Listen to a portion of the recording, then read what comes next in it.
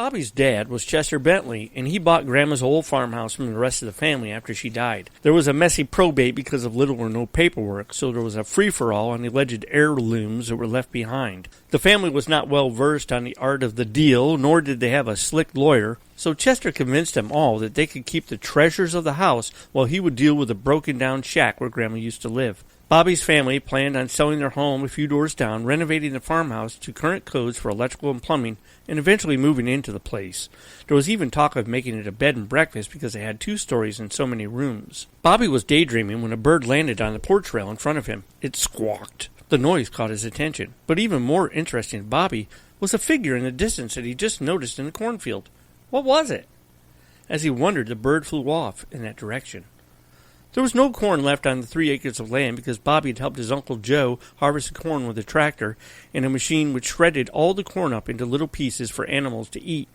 The field behind Grandma's house was as bare as could be except for that mysterious thing just sitting there. You could see the tree line in the distance that had a path down to the creek.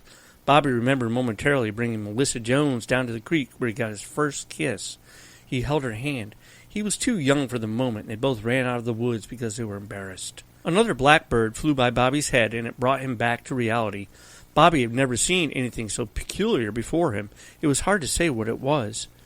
In terms of odd moments, Ford Ann had experienced quite a few. There was the time the Ford Ann town barber dressed up as a woman and was found drunk on Main Street. He was singing American Pie in falsetto. Many women were impressed he made it that far in high heels and with such stylish vocals.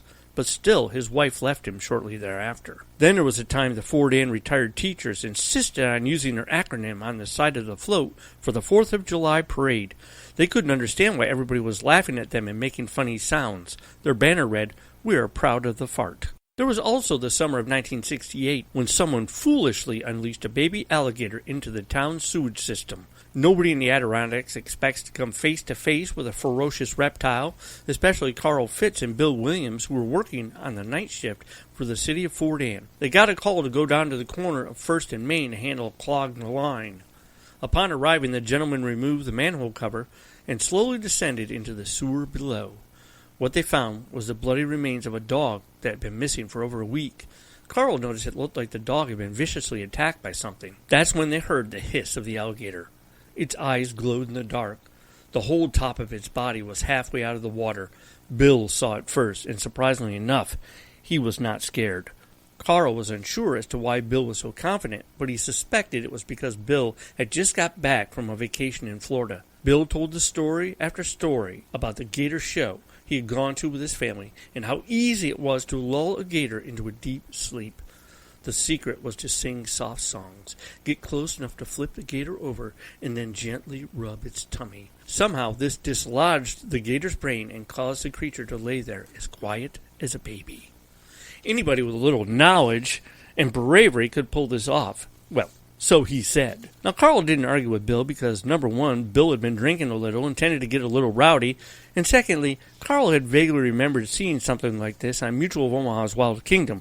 Surely if Jim could do this while Marlon Perkins watched close by, Carl Fitz could watch and learn up close and personal the art of the Gator Whisperer. Well, Bill did sing a sweet Barry Manilow song, Mandy to the Gator, and oddly enough, the gator seemed to be enjoying it and smiling as Bill came closer.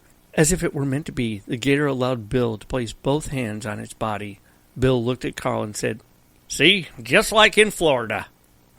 Bobby had heard the story many times, and he wasn't sure what happened next to Bill on that fateful day, but he is reminded of the story every time he sees Peg-Leg Bill walking, well, barely, the streets of Fort Ann. Somewhere in the midst of the death roll, Bill's leg was ripped completely from his body, compliments of a very pissed-off gator. Yet what Bobby saw in the field today far surpassed that. All Bobby could say was, "Wow." Bobby ran down the back steps and hopped across a small stream to get to the cornfield, which was only about 100 feet away. Shep barked the whole way as he ran beside Bobby. As if they were always there, protruding right from out of the dirt, were 2 hairy legs, upside down, buried at the kneecaps, nicely adorned with 2 white tube socks and red and white blue rings on them, and the whitest pair of sneakers Bobby had ever seen. Even more strange was the black bird sitting on top of the left shoe.